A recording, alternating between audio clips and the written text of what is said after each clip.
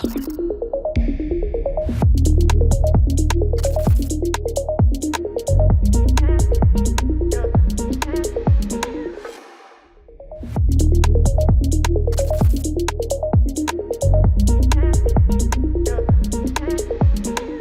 pessoal, boa tarde, sejam muito bem-vindos.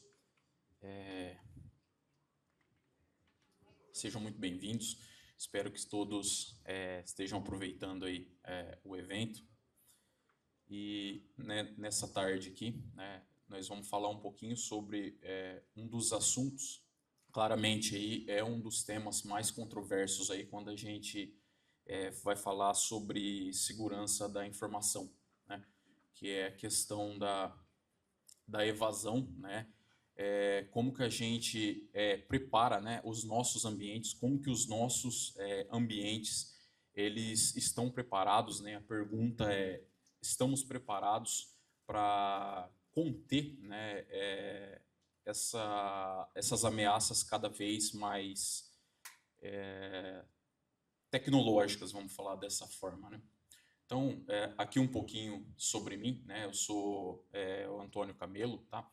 Sou formado em análise e desenvolvimento de sistemas, tenho uma pós-graduação em segurança da informação, sou pós-graduado também em perícia computacional forense.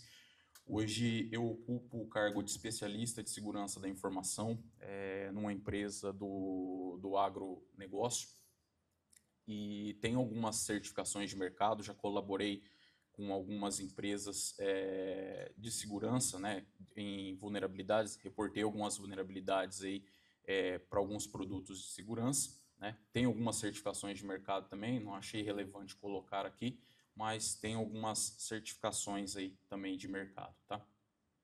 E hoje, né, nós vamos tratar aqui sobre evasão, né, que quando a gente fala sobre evasão, o que é basicamente evasão, né? Então é toda e qualquer artimanha que é utilizada para bypassar, né, nossos controles de segurança interno. Então, internamente nas nossas infraestruturas aí nós temos lá nosso firewall, nossas ferramentas de segurança, né, nosso EDR, nossas ferramentas de segurança dos endpoints.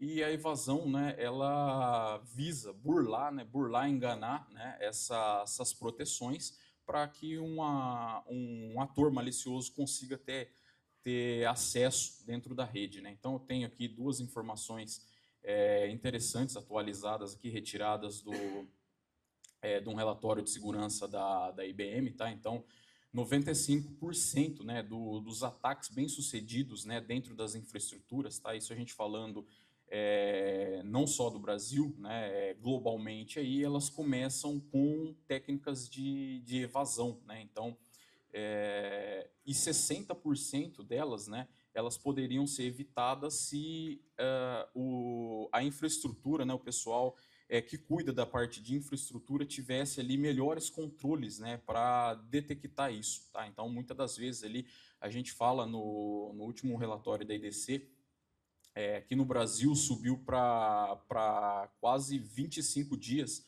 uma evasão dentro de um sistema computacional para ser descoberta, tá? Então, isso não falando de qualquer tecnologia, tá, que eu tenha no meu endpoint. Então, esse é o grande desafio aí quando a gente fala de evasão, tá? Então, evasão hoje, quando a gente fala de evasão, a gente fala sobre parecer legítimo, tá? Então, não é qualquer malware, né? Um exe estranho que eu trouxe para dentro da minha máquina, tá? Eu não sei se as imagens estão bem nítidas aí para vocês, mas aqui a gente tem duas imagens, dois recortes de PowerShell, né? Então aqui é o PowerShell da minha estação de trabalho, eu tenho lá minha proteção, meu endpoint, tá? Seja ele com a ferramenta, com o EDR que eu tenho, aí, com a solução de mercado que eu tenha, tá? E é ele que está discretamente ali programado para ir buscar, né, uma brechinha lá fora. Então a gente tem um script de um lado bem estruturado ali naquela primeira imagem, né? Então ele faz ali o que um script de PowerShell, de qualquer ferramenta hoje consegue fazer, que é pegar informações do endpoint da máquina ali, tá? Então saber o nome de host, quantidade de memória, utilizando, né, o PowerShell mesmo. E aqui na segunda imagem aqui, né, a gente vê que discretamente ali eu consigo pedir para abrir uma porta ali, naquele caso, aquele IP ali, né, ele é um IP externo, é o PowerShell que está fazendo isso, e ele está se comunicando, vai começar a se comunicar externamente ali, e enviar informações, filtrar informações do ambiente. Então, quando a gente fala hoje de evasão, tá, essa questão da evasão é muito parecer legítimo, tá? Então, por que é difícil, né? Por que que é difícil a gente detectar? Porque parece legítimo, tá? Então, nesse próximo slide aqui, a gente vê a questão do Living of the Land, né? Aquela sigla ali, o LOTL, né? Que é a vantagem do atacante. Quando a gente fala disso aqui, não sei se vocês já ouviram falar desse termo aqui, né? A gente utiliza o sistema operacional, como no slide anterior que foi mostrado aí para vocês, né? Ali estava utilizando PowerShell, mas aqui a gente vê também que pode ser usado PowerShell, CMD, WMI, né? O agendador de tarefa, essa ferramenta, o CertÚtil também, muito utilizado, né? Para quem lida com infraestrutura, configurar certificado digital. Então, assim, por que as ferramentas de segurança elas têm essa dificuldade? Por conta que o sistema operacional confia e conhece essas ferramentas. Eu vou perguntar para vocês aqui, quem aqui bloqueia o Google na infraestrutura que toma conta aqui? Bloqueia o Google, vocês bloqueiam qualquer comunicação com o Google. Legal, legal. São poucas pessoas, mas é isso aí. Por que de bloquear o Google, tá? Hoje, você olhando por esse cenário, tá? É possível você fazer certos tipos de ataques lateralizados utilizando essa infraestrutura, tá? Você confia nessa infraestrutura, o seu firewall confia nessa infraestrutura, todas as suas ferramentas de segurança confiam nessa infraestrutura. E ela pode, né? Ela tem toda o perfil ali que pode ser utilizado para fazer um ataque lateralizado dentro de uma infraestrutura. Tá? Você tem essa confiança. E um momento que você tem essa confiança, né, você está expondo a isso. Né? Então, como está falando ali na nossa frase de efeito, né, sem malware não significa sem ataque. Tá? Então, a gente tomar esse cuidado com essa questão dessas ferramentas, né, a nível de sistema operacional, para a gente poder monitorar, né, de forma eficaz o ambiente. Hoje, né, nessa questão da evasão, é muito mais, né, a gente focar em comportamento do que você focar, né, em malware. Tá? Hoje o malware está muito sofisticado. Então ninguém, né, sobretudo o cybercrime moderno hoje, ele está muito preocupado nessa questão de parecer legítimo. Tá? Então, e como que você consegue essa questão, essa aparência de parecer legítimo? Tá? Então, eu sei que todo mundo confia no Google, confia ali na sua própria ferramenta de segurança, no seu firewall, seja ele lá de que tecnologia for, você confia nisso. Então, a gente entender, né, essa questão desses comportamentos e você mapear isso, né? A gente vai ver aqui nos próximos slides aqui, né, falar um pouquinho sobre isso, né? Agora que a gente vai começar a falar sobre a questão, né, da mentalidade do defensor, tá? Então, assim, aqui tem uma frase do Sun Tzu, né, da Arte da Guerra, onde ele fala ali que para conhecer o inimigo, né, você deve se tornar o inimigo.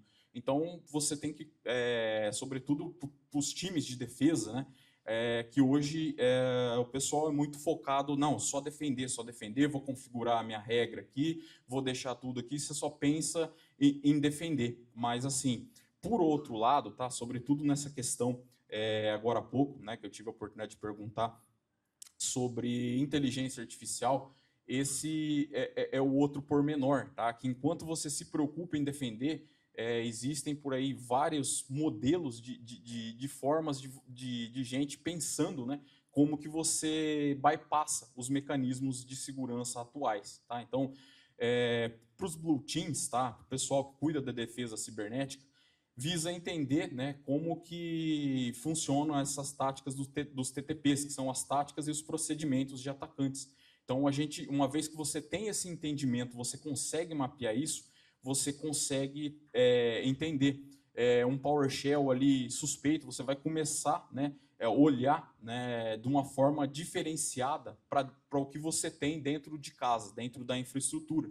Então, assim, o PowerShell da máquina, das máquinas do meu financeiro. Cara, tem um tráfego aqui estranho dessas máquinas aqui, horário tal, então você começa a focar em comportamento, tá? E você consegue, muitas das vezes, detectar coisas que antes ali passariam despercebidas. Porque é o PowerShell que está fazendo, a sua infra confia nessa ferramenta, tá? Então, assim, a questão de confiar cegamente em qualquer tecnologia, tá? A nível de infraestrutura hoje é um problema bem sério, tá? Então, assim, é importante para a gente antecipar esses movimentos e identificar, né, vulnerabilidades, tá? Frameworks, né? Então, quando a gente fala nessa questão de defesa, esse framework aqui, não sei se todos já conheciam, né? Então, aqui eu tenho o Q-Chain, o Cyber Q-Chain, tá? O Q-Chain, ele foi desenvolvido pela Lockheed Martin, tá? É uma empresa de aviação, tá? De desenvolvimento de tecnologia militar. Ela desenvolveu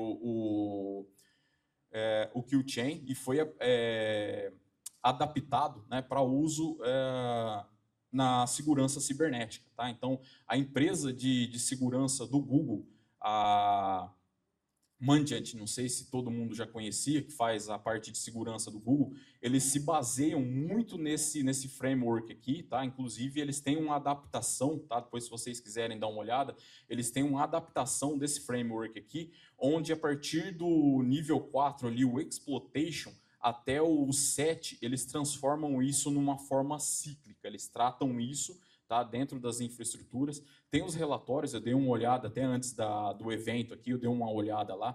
Eles têm relatórios atualizados falando sobre isso, como que foi, como que tá os ataques, tá? Depois fica aí a dica, a recomendação para vocês, se vocês puderem dar uma olhada lá na página da Mandiant, e tem falando. Então, esse aqui é um framework muito comum, né, de ser utilizado. E aqui, uma vez que os times de defesa ali, os blue teams, né, eles conseguem entender, né, e trabalhar com esse framework aqui, você consegue, né, detectar e às vezes até interromper uma cadeia de ataque em alguns desses pilares, né? Então tudo ali começa com reconhecimento, a parte de entrega, né, de exploração, né? O item 7 é a cadeia completa, né? Então você consegue entender isso e parametrizar a sua infraestrutura para entender isso, você consegue antecipar muitos problemas, né, críticos nas infraestruturas. Tá? Por outro lado, aqui também a gente tem esse aqui, o MITRE ATT&CK, né, o MITRE, ele cataloga, né, técnicas e táticas de ataques, né, ataques reais. Então, esses ataques eles foram documentados, né, como que os atacantes, né, fazem para agir. Então, aqui a gente tem um exemplo da matriz, né, do MITRE, a gente entra lá no MITRE, tem essa matriz, e lá é possível, né, os times de segurança estudar isso. Então, você pode entrar lá, você catalogar, eu tenho tecnologia XPTO no meu ambiente, você pode se guiar por essa matriz, né, e você mapear toda a sua tecnologia e saber, né, os riscos que a sua tecnologia ela está envolvida. Então você tem, eles te dão aqui previamente um mapa da sua superfície de ataque. E se bem feito, tá, pessoal, isso se mostra de uma forma muito eficaz, né? Porque você sabe como que aquilo ali vai agir, né? Então, muitas das vezes ali uma ferramenta de acesso remoto, alguma coisa que você usa, ou minha ferramenta de acesso remoto, um exemplo aqui, tá? Que são duas muito conhecidas e utilizadas, que é o TeamViewer e o Ndesk. São ferramentas utilizadas por atores maliciosos, são ferramentas legítimas também. Lembra que nós falamos agora há pouco sobre a questão da confiança? Então, tipo assim, se eu usar o TeamViewer, por exemplo, ferramenta comum aí, eu já tenho regra de firewall, né, confiando nessa ferramenta. Então, todo o tráfego que for TeamViewer, meu firewall bateu, configurando, isso aqui é TeamViewer, cara, deixa passar. Mas o tráfego pode estar sendo utilizado para fazer uma exfiltração de dados ou uma conexão no seu ambiente de forma não autorizada, por exemplo. Tá? Então, aqui, você tendo esse insight, você conseguindo mapear isso aqui, você pode ir direto na lupa, olhar mais de perto esse tráfego. Então, assim, ela é fundamental, né, para a gente entender, né, essa estratégia de atacante, e uma vez que você entende isso, você pode melhorar, né, essa questão das defesas internas ali que nós temos. Né? Então, estratégias defensivas. Né? Então, aqui, né, que a gente começa falando aqui, para buscar, né, sempre buscar, né, você se antecipar. Né? Então, tudo começa com um threat hunting proativo. Né? Então, assim, baseado em hipótese. Isso aqui, pessoal, sobretudo essa questão de hipótese, né? Para o pessoal que trabalha com segurança defensiva, tá, interno, você entender essa questão de hipótese aqui, isso aqui é muito legal, tá? Porque você tem como você mapear também essa questão e você se basear, tá? A gente viu ali agora há pouco do PowerShell, tá? E se um ataque dentro da minha rede começar utilizando PowerShell, o que eu preciso olhar? Tá? Então você já tem o PowerShell como sendo o seu vilão. Você vai começar a olhar, né, na lupa, dar uma atenção para aquilo. Exemplo agora que nós falamos da ferramenta de conexão remota. Tá? E se o meu ambiente ali, né, utilizar o TeamViewer, o que eu preciso fazer para conter isso aqui? Né? O famoso TeamViewer, o Quick Support, instalou, ele já está ali, o Ndesk também faz isso. Então você vai começar, né, a criar essas hipóteses. Você cria as suas hipóteses e você vai trabalhando nela, né, sobre criando aquela análise comportamental. Né? Então você vai detectando isso, né? E isso ajuda você ter esse mapa, né? Você ter esse insight. Então, isso depois você pode montar com ferramentas, dashboards, criar regras mais afinadas ali nas ferramentas de segurança, no EDR, enfim. Você tem um padrão mais assertivo desse threat hunting, tá? Isso aqui acho que todo mundo já ouviu falar, né? Dispensa apresentação, né? Arquitetura de Zero Trust, tá? Aí, voltando mais uma vez, tá? Eu não, dentro da minha infraestrutura, eu não confio em nada e nem em ninguém. É isso que fala o Zero Trust. Infelizmente, tá? Isso aqui ainda não é uma realidade, tá? Não é uma realidade das empresas brasileiras. A gente pega algumas empresas brasileiras aí, o pessoal confia cegamente em tudo. É meu, tá dentro da minha rede. Tá, mas e se aquele endpoint tiver comprometido, ou tiver qualquer problema naquele endpoint? Tá? Então, eu tenho já a porta de entrada e o incidente aconteceu, né, no endpoint. Geralmente, endpoint de empresa ali, os mais visados ali são endpoints do RH, endpoints do financeiro, endpoints do time jurídico também são endpoints bastante visados. E se você tiver um endpoint desse comprometido, como que você vai lidar com isso? Né? Você basicamente confia, você falou que confia, e como que você vai lidar com isso? Né? Então, aqui, né, essa questão da microsegmentação, isso aqui ajuda demais, né? Autenticação contínua, tá? Então, essa questão de você pegar lá, sobretudo, né, tem desenvolvedor aqui, pessoal, no time? Ixi, tipo, fica quieto aqui, senão depois o pessoal tá com a maçã embaixo da cadeira aí. Mas o pessoal esquece de recolher, o cara entregou aquele token da JBT lá, esqueceu de tirar a validação, não verifica, o cara autenticou, beleza. Então, é comum, tá? Isso eu falo para vocês porque já aconteceu. Tive a oportunidade de fazer trabalhos em infraestruturas com essa questão, com um token válido, tá? Era para ser uma sessão assim, você autenticou, 5 minutos de inatividade, destruía seu token e vida que segue. Mas com esse token que autenticou, tá? Eu fiz um teste, eu consegui permanecer, tá? Dentro de uma infraestrutura, tá? Por 5 dias direto, tá? Na hora que mostrei as provas, coletei as provas, mostrei essas provas para o pessoal acendeu aquele alerta, tá? Então, essa parte de autenticação aqui, e isso muitas vezes, pessoal, não é maldade, tá? Na correria ali, o pessoal não corrige, mas hoje qualquer deslize, infelizmente, é complicado, tá? Essa questão de tráfego também, a gente, né, ter essa visibilidade do nosso tráfego interno, né? Quando a gente fala de tráfego interno, isso está batendo do meu endpoint A para o meu endpoint B, é comum, tá? Então a gente tem na cadeia de CyberAttack, né, um tipo de comunicação que ele chama beacon, tá? O que seria esse tipo de ataque? Você ele não vai ficar transitando ali para a tua ferramenta pegar ou para você perceber. Ele vai dar um ping de cada X tempo de endpoint para endpoint e aquilo a tua ferramenta ela confia, ela está vendo aquele tráfego acontecer, não, isso aqui ok, beleza.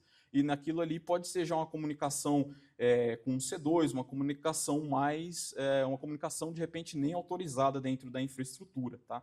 Então, qual que é o benefício disso, né, da gente tratar arquitetura Zero Trust? Né? Ela reduz basicamente a superfície de ataque, porque eu entendo isso aqui, né, todo mundo aí que deve conhecer o Zorra Total lá, lembra do cara crachá, né? Então, cara crachá, não te conheço, beleza, você fica lá, você prova para mim que você está aqui, você continua aí. Estratégias defensivas, aqui eu gosto bastante também, que é basicamente a gente montar, né, armadilhas digitais, né, nos ambientes. Isso aqui funciona, tá? Funciona muito, muito, muito, muito, tá? Então, assim, para quem tem algum tipo de problema hoje, ou suspeita alguma coisa, você montar um ambiente desse aqui, colocar iscas ali, tá?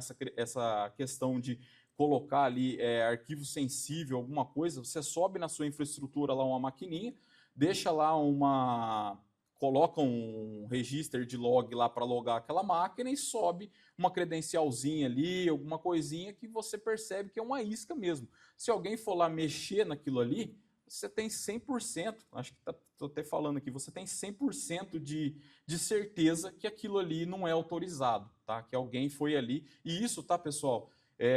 Eu já vi casos que a gente procura muitas vezes alguém de fora, um outsider, mas hoje, sobretudo hoje, nessa questão, a gente viu recentemente a questão do banco, né, do incidente do Pix, do Banco Central, tá? Muitas das vezes a gente tem um insider, não um outsider, tá? Muitas das vezes ali, não pode ser que seja do seu próprio time, que é o que a gente chama de fogo amigo, ou pode ser que seja alguém ali, né? Sempre toda empresa tem, né, o espertinho ali, que é o que mais mexe ali com tecnologia, que tem um celular diferente, que sempre faz a pergunta. Acho que todo mundo já deve ter topado com alguém assim.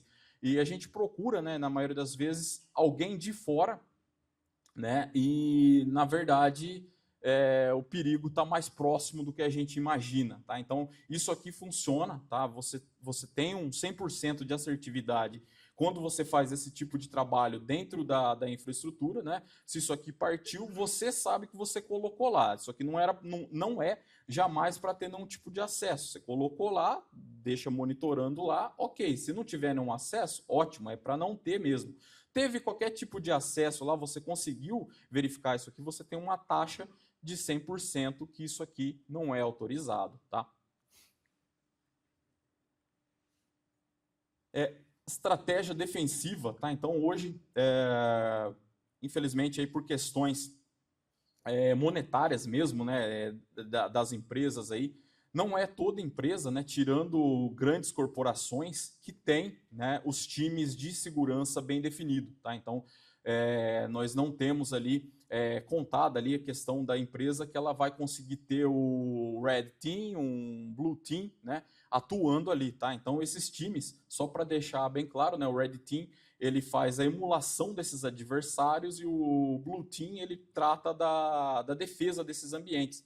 Então, basicamente, dentro de casa, ali, quando a gente trabalha nessa questão, a gente foca muito em Blue Team. Não, tem que defender, não pode acontecer nada aqui. E geralmente isso vem top-down, né? Vem do CEO, vem do seu gerente. Ó, você tem que tomar conta disso aqui 24/7, não pode acontecer nada. Então a gente põe aquilo na cabeça, programa a cabeça para trabalhar muito nessa questão de Blue Team e esquece aqueles passos anteriores que a gente viu lá atrás. Né, que você entender, né, essa questão do outro lado, né, eu costumo até falar, brincar, que o mal ele nunca não dorme. Tá? Então, enquanto a gente está pensando em como proteger, por outro lado, lá já tem trocentas pessoas ali pensando em como vai contornar um controle interno que você coloca. E isso, de novo, tá, pessoal? Pode ser que o perigo esteja do lado, seja a baia do lado. Tá? Então, a gente adotar nessa questão aqui do Purple Team. O que é o Purple Team? O objetivo é você formar, montar uma equipe, né, multidisciplinar para trabalhar você sendo as duas equipes. Então você não foca 100% do tempo em ser um ou ser outro. Você tem um time misto ali que trabalha junto. Então, ao mesmo tempo que você coloca as defesas, você tem uma expertise também para você testar essas defesas. Tá? Então, assim, vendo aquele framework ali, você pode... o que eu vou fazer? Eu coloquei aqui o meu EDR, aí, de novo, eu não vou confiar 100% no meu EDR, porque meu EDR é de mercado. Eu vou testar esse cara, como que eu faço? Tenta simular de fora, baixar um negócio, passou pelo meu Fire? Não, meu Fire pegou. Então, você já está fazendo esse trabalho, né?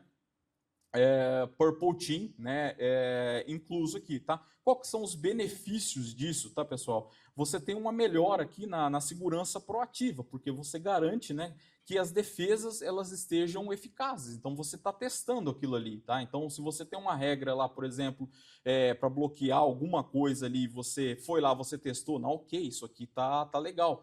Você tem regra lá para bloquear acesso externo com ferramenta não homologada, você já consegue validar tudo isso aqui, tá?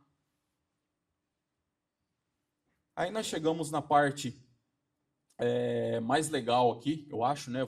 Preparei duas demos aqui para mostrar para vocês. São dois videozinhos curtos. Por favor, você põe o primeiro vídeo, por favor.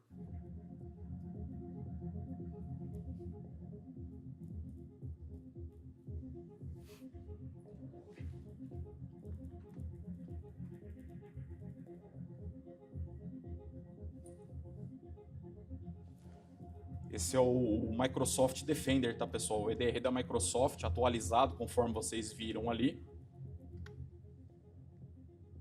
Pegando informações aqui da máquina, o IP da máquina interna aqui. A outra máquina ali, ela é um Kali Linux ali, conforme vocês estão vendo ali.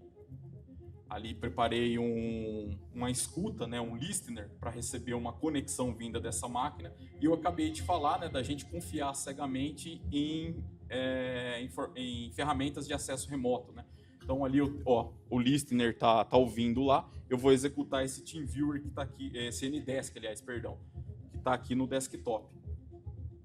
Percebam que automaticamente recebi uma shell reversa que controlaria essa máquina. Essa máquina ela já está comprometida.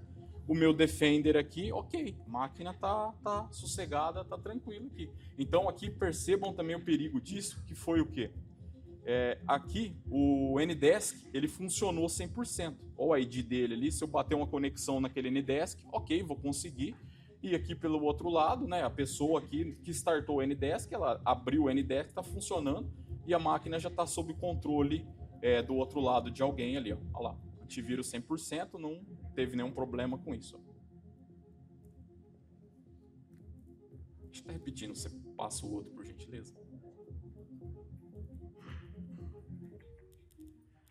Aqui, né, acho que todo mundo conhece essa solução, eu prefiro não falar o nome também, tá?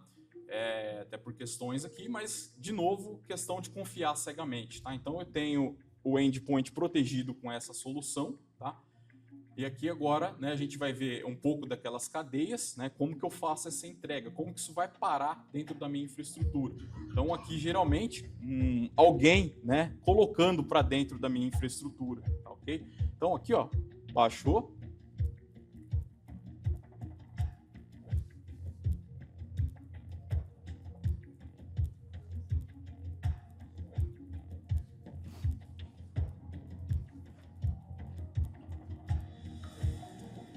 lembra que eu falei para vocês, questão do PowerShell, ferramenta legítima?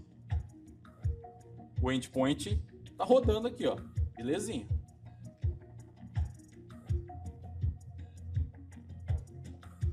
Evasão, percebam que o script terminou. Aqui eu tenho um pequeno delay, tá? Que não é a comunicação estilo beacon, tá? Ó, depois do delay, tá? Recebi uma shell reversa aqui e a ferramenta continua aqui, tá 100% normal. Aqui no caso, né, até por fins didáticos aqui, tá, pessoal? Não tirei a tela aqui, deixei a tela, mas isso aqui poderia executar, sumir aqui, acabou. A máquina tá com controle remoto 100%, né? E a ferramenta aqui. Aí aqui, ó, não sei se vai dar legal para todo mundo ler. Depois, se for o caso, a gente disponibiliza a apresentação, pode ser, para o pessoal que está aqui, a gente disponibiliza a apresentação para vocês vão conseguir ler. Ali ele tá falando que a máquina foi comprometida com sucesso, né? Que se a gente confiar cegamente no que a gente tem, tá? Então aqui, ó, tá rodando junto com a proteção do endpoint tá ali, tô mostrando para vocês. E aqui, ó, o IP que ele tá fazendo essa filtração, que é o meu IP da minha máquina ali, tá? Então, aí de novo, né, essa questão da gente confiar, né, cegamente dentro dessas questões, né? Ah, não, eu tenho o EDR XPTO aqui, tô seguro.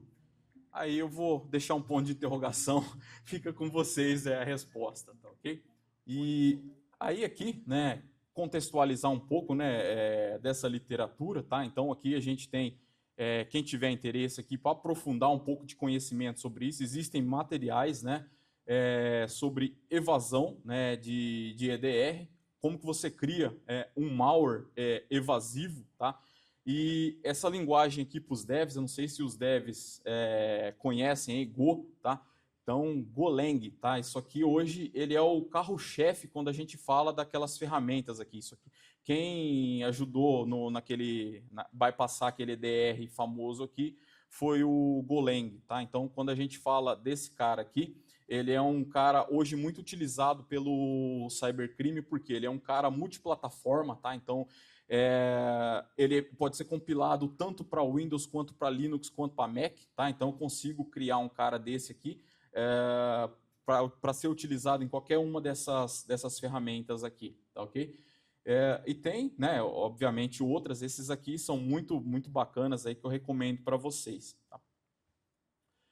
E a gente finaliza, né, com essa mensagem aqui, né, que nós estamos aí em guerra, né, que a guerra entre evasão e detecção, né, ela não termina, né, ela é cíclica, como diz o framework da Mandiant lá, que ela até coloca isso de forma cíclica, né, vence quem se adapta mais rápido, de forma mais inteligente, né. Então a gente está vendo muito aí hoje como está essa questão do mercado, né, do mercado de tecnologia com IA, né? Então, quando a gente ouve muito falar de IA, tá?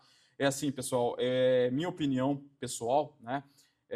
Mas é besteira, tá? A gente pensar que eu vou colocar a solução XPTO com IA dentro do meu ambiente, porque eu acho que ela vai resolver todos os meus problemas, tá? Não é bem assim, tá? Infelizmente, não é bem assim. Então, ela tem um papel, né, mas a gente achar que a gente consegue hoje colocar a defesa da minha infraestrutura numa ferramenta de inteligência artificial, eu acho que isso hoje, nesse cenário atual, ainda é uma utopia, tá bom?